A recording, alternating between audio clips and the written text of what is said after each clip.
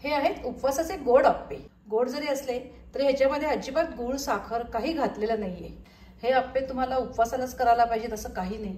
मुलांच्या टिफिनला द्यायला सुद्धा हे अप्पे अतिशय चांगले आहेत। हे हेल्दी आहेत तसे टेस्टी सुद्धा आहेत। त्याच्या वेळेला बघा आपलं खूप गोड खाऊन होतं, सगळे गुळाचे साखरेचे पदार्थ आपण खातो किंवा भरपूर साबुदाणा असलेले प्रकार खातो, भरपूर तेल तूप असलेले असे आपण प्रकार करतो। इथे अगदी कमी तुपामध्ये गूळ साखर न घालता असा हा गोडाचा प्रकार झालेला आहे। नमस्कार, श्रेयाज रेसिपीज मध्ये आपल्या सगळ्यांचं खूप खूप स्वागत आहे।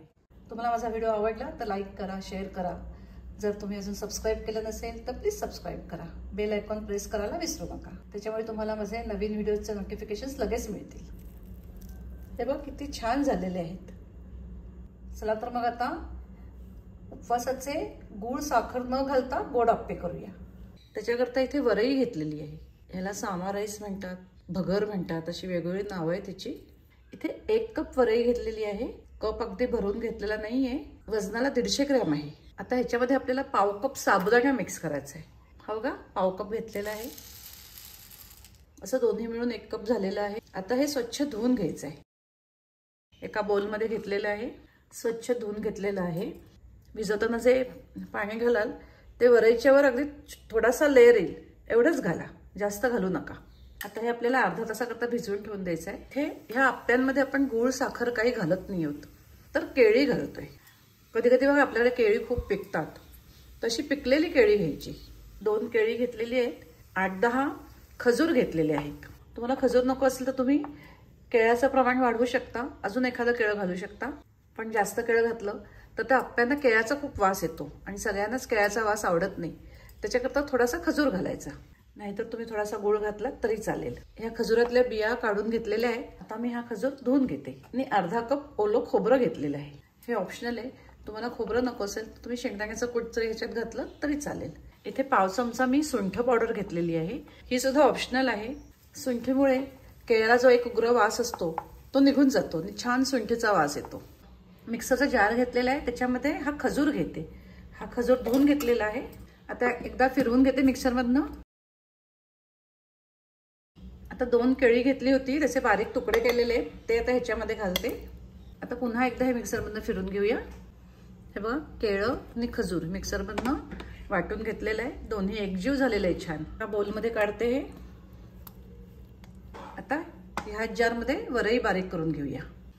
अर्धा तास होऊन गेलेला आहे, साबुदाणा वरई छान भिजलेली आहे। सगळं पाणी काढून टाकायचं ह्यातलं। अशी एक ताटली घेतलेली आहे, ती थोडीशी अशी गॅप ठेवायची। असं केल्याने सगळं पाणी निघून जातं। वरई खूप बारीक असते, त्यामुळे तुम्ही चाळणीत जर ओतलीत तर ती सगळी खाली पडेल, त्याच्याकरता हे असं काढून घ्यायचं सगळं। हे बघा सगळं पाणी निघालेलं आहे। हे बघा सगळं पाणी त्यातलं निघालेलं आहे। तर आपल्याला मिक्सरच्या जारमधनं हे सगळं वाटून घ्यायचं आहे। एका वेळी जास्त झालं तर 2दा घ्या वाटून। आता हे चांगलं बारीक वाटून घ्यायचं। वाटताना इथे मी पाणी मिक्स केलं नव्हतं, लागलं तर 1-2 चमचे घालायचं, जास्त नाही घालायचं। केळ्याची आपण पेस्ट करून घेतलेली आहे, ती पातळ असते, त्यामुळे जास्त पातळ व्हायला नको। अजून 2 चमचे पाणी मिक्स करते। छान वाटून झालेलं आहे।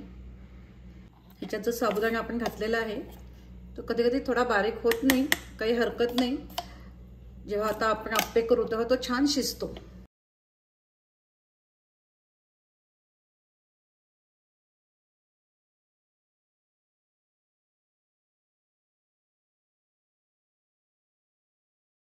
आता हे केळं खजूर जे वाटून घेतलं आहे त्याच्यामध्ये हे मिक्स करूया।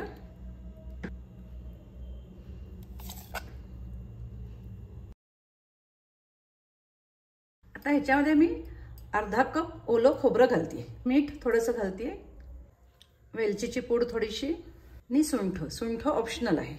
आता आपल्याला हे चांगलं 3-4 मिनिटं फेटून घ्यायचं आहे। जेवढं फेटून घ्याल तेवढे आपले अप्पे हलके होतील। आता इथे चव बघून तुम्ही हवा असेल तर तुम्हाला थोडा गूळ घालू शकता। तुम्हाला जास्त गोड हवा असेल आणि गूळ साखर घालायची नसेल तर एखादं केळं पुन्हा मिक्सरमधनं वाटून त्याच्यात घालू शकता, किंवा 2-3 खजुराच्या बिया मिक्सरमधनं वाटून त्याच्यात घालू शकता। पण आत्ता हे इतकं व्यवस्थित गोड झालेलं आहे त्यामुळे मी काही घालत नाहीये. आणि हे उपवासाला करायला पाहिजे असं काही नाही, तुम्ही इतर वेळी सुद्धा करू शकता. आपल्याकडे आपण केळी आणतो बरेच वेळा, ती अशी पिकतात, जास्त होतात, आपल्याला टाकून द्यायचं पण जीवावर येतं. अशा वेळी तुम्ही असे आप्पे करा. मुलांना टिफिनमध्ये द्यायला सुद्धा एक हेल्दी असा खाऊचा प्रकार आहे. असं चांगलं फेटून घेतलं की मग आपल्याला ह्याच्यामध्ये सोडा वगैरे काही घालायला लागत नाही. आणि जर तुम्हाला हवं असेल तर तुम्ही एखादा चिमूटभर सोडा जर ह्याच्यात घातला तरी चालेल. तेव्हा 5-6 मिनिटं मी चांगलं फेटून घेतलेलं आहे. आता आप्पे करूया. तुम्हाला याची कन्सिस्टन्सी दाखवते. हे बघा, आता आप्पे करूया.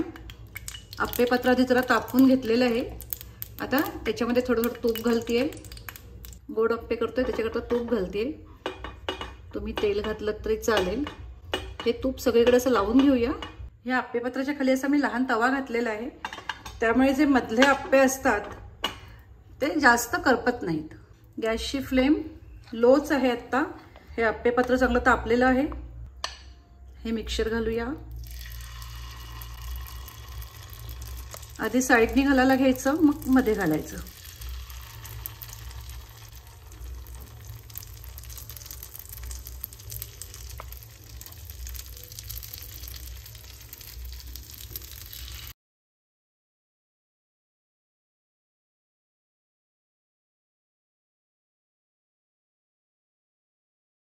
आता झाकून 2 ते 3 मिनिटं चांगलं हे शिजू दे.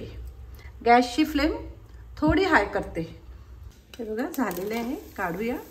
हे बघा आपले झालेले आहेत. गॅसची जशी फ्लेम लागते तसा एखादा काळा होतो, पण हे गोड आप्पे आहेत त्याच्यामुळे हे खरपूस होतात. थोडेसे काळे होतातच आपल्या नॉर्मल आप्प्यापेक्षा. दोन्हीकडून हे छान खरपूस भाजून घ्यायचे. बघा किती छान झालेलं आहे.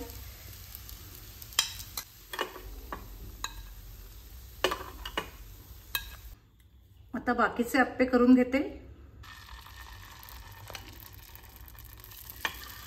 आता मी पुन्हा तूप लावलेलं नाहीये, आधी आपण तूप लावलंच होतं, तेच तूप आहे. घेतलेल्या मापामध्ये 24 आप्पे झालेले आहेत. सगळीकडून व्यवस्थित हीट लागली गेली पाहिजे. एका बाजूला जास्त एका बाजूला कमी असं झाले तर जिथे जास्त हीट लागते ते आप्पे थोडेसे काळे होतात. हा नॉनस्टिक पॅन आहे, हा लवकर तापतो. तुमच्याकडे बिडाचा जर पॅन असेल तर त्याची हीट सगळीकडे सारखी लागते. हे बघा असे हे आपले आप्पे तयार झालेले आहेत.